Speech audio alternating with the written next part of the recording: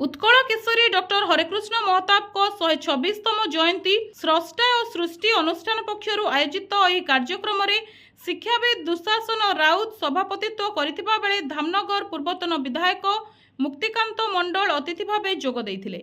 अन्य अतिथि मानक मध्यरे समाजसेवी बैलोचन जेना तृप्ति महिला महाविद्यालय अध्यक्षा स्निग्धा राणी महांती जोग देइथिले। उपस्थित अतिथि और अन्य शिक्षाविद और समाजसेवी माने डॉक्टर हरेकृष्ण महताब को विषय रे अनेक कथा आलोचना करथिले।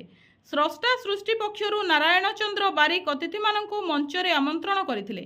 अन्य मानक मध्यरे शिक्षाविद बसंत कुमार दास, कवि विकास सतपथी, शिक्षाविद कमलाकांत कर, शिक्षाविद सुधांशु शेखर मिश्र, प्रहलाद बारिक सह बहु शिक्षाविद समाजसेवी गणमाध्यम प्रतिनिधि माने मध्य सेठारे उपस्थित थिले। आज उत्कल केशरी डॉक्टर हरेकृष्ण महताब 125तम जन्म जयंती विशेषकर आम बासुदेवपुरवासी गर्वित ये डॉक्टर हरेकृष्ण महताब 1956 ରୁ 1961 मसीहा बासुदेवपुर निर्वाचित हुई मुख्यमंत्री ओडिशा होते। प्रथम 1950 मसीह ओडिशा प्रधानमंत्री होते। परवर्ती समय बासुदेवपुर निर्वाचित हुई ओडिशार मुख्यमंत्री होते। आम बासुदेवपुरवासी ये गर्वित परवर्ती समय स्वाधीनता पर समय ओडिशार प्रगति कथा ओडिशार उन्नति क्षेत्र में हरेकृष्ण महताब अनेक कथा चिंता करछंती। बिजू पट्टनायक पारादीप बंदर करथिले हैं। उत्कल केशरी हरेकृष्ण महताब आज हीराकुद बंदर ठारू आरंभ करी नुआ भुवनेश्वर ठारे नुआ राजधानी सृष्टि करवा एवं आम ये गर्वित जन्ममाटी आगरपड़ा कर्म मंदिर जन्म आम भद्रक जिलार ये आम गर्वित। भद्रक जिलार अनेक कार्यक्रम विगत सरकार समय होती।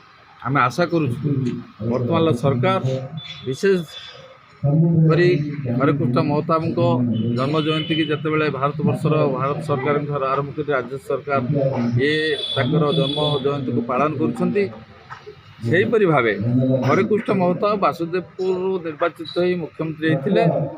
बासुदेवपुर को गुरुत्व दवा दरकार। बासुदेवपुर माटी हूँ शहीद माटी। भारत वर्षर स्वाधीनता आंदोलन क्षेत्र में 1942 मसीहा सेप्टेम्बर 28 तारीख दिन 29 जन प्राणबली देते। द्वितीय जालियानवाला बाग हूँ बासुदेवपुर। रक्ततीर्थ शहीद पीठ रक्ततीर्थ आज तार गाथा गाँची। एणु बासुदेवपुर अंचल विकास हवा दरकार। आज पोस्ट केनाल खनन हवा दरकार। माननीय सांसद मंजुलता मंडल दाबी रखिते जामजाड़ी ठारू धामरा पर्यंत जे नेशनल हाईवे कोस्टाल हाईवे निर्माण चूड़ामणी ठारे बंदर विभिन्न कथा दाबी रखिते।